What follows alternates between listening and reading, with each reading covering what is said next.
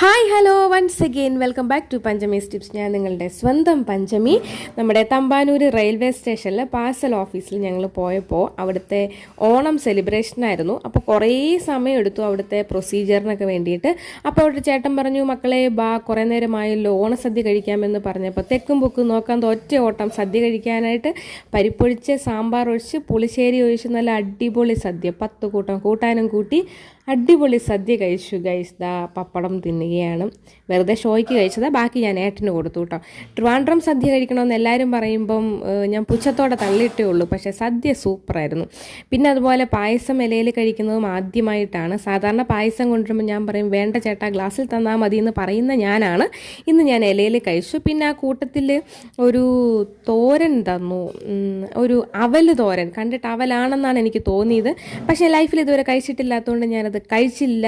അപ്പോൾ എല്ലാവർക്കും ഹാപ്പി ഓണം.